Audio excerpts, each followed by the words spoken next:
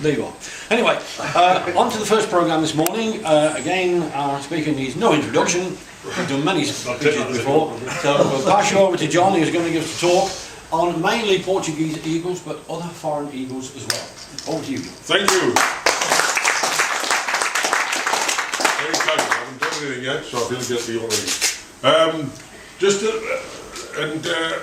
It's all a bit obscure, Portuguese eagles. Last year I gave a talk and Nigel said, "Oh, will you give another talk this year?" I said, "Well, I've done it." He said, "Well, it'll be something." I said, "Well, I can give you on Portuguese eagles," thinking he'd say, "Oh, that's all right, you can have a year off." I booked you in the next day. Yeah. So what I have done, I've got a couple of goodies at the end that are nothing to do with Portuguese eagles. I'll let you see if you're polite and nice to me.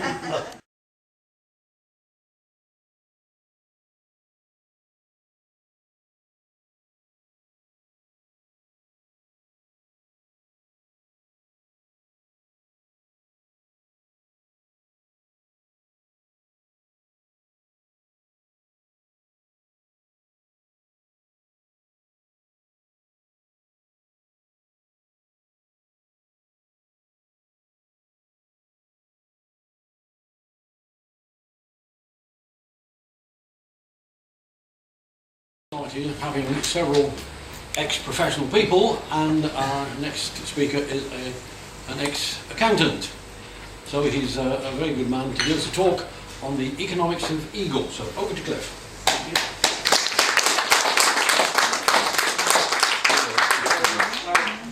From the sublime to the ridiculous. Is that not the other way around? No.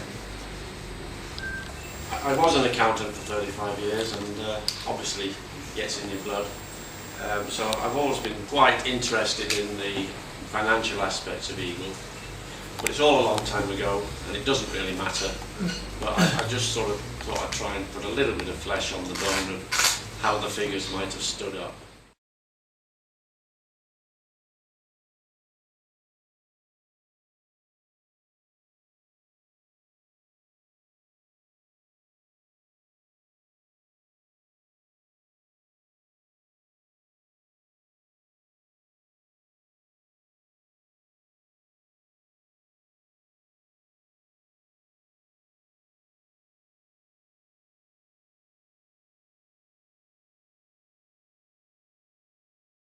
Five bright monkeys, or five whatever, or the Eagle Society Shooting Gallery. You shoot us, there we are. Okay, we've got about 20 minutes to talk about the club, where we're going, where we aren't going, and then I've got one or two people who'd like to say a few words towards the end. So first of all, what do you think to it so far? Let's talk about it. Now, That's my next year's offer. as you know, that's a good old-fashioned northern word, is had putting these things together. And every dinner or weekend is the same. We always get problems. You know, no matter what you try and do, cover yourself for it, it always happens. I was talking to Cliff last night, and he said, well, there's a place near us with a hall. It would be ideal. It's Reading, on the motorways, etc., etc. So if we got a hall down that way, and we got a hotel, I agree with what John says, if we must have the same hotel. It's no good having, say, 50 people attending, which did the last one-day event, and we're all over the shop. That would be a shame.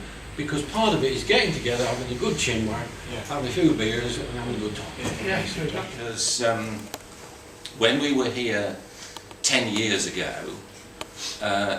David Britton asked me to say a few words about how Eagle Times was formed out of the ashes of Eagle Days, and I refused rather ungraciously, I thought. Yes, I'm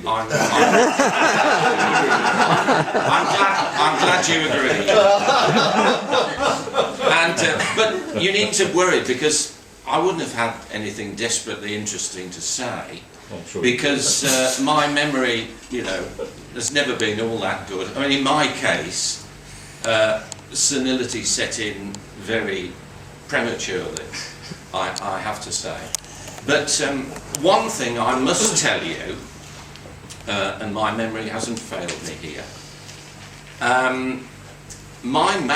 what I consider to be my main contribution to the society is preventing your esteemed editor-in-chief from being charged with grievous bodily harm. Now let me explain. You all, well, most of you remember the Society's own financial meltdown 25 or whatever years ago. Nothing to do with Northern Rock, nothing to do with RBS, nothing to do with the Lloyds Banking Group, everything to do with the editor of the Eagle Days magazine. Now, Howard and I were in Southport wandering around aimlessly, well, Howard was anyway, organising something which I can't remember. And we were in the Atkinson Art Gallery, and Howard happened to spot this particular individual, who shall remain nameless, but we all know who I'm talking about. And I don't know whether any of you have seen Howard when he's got his gander up. Only Rosemary. But it's quite frightening. I'll tell you, it is a bit frightening.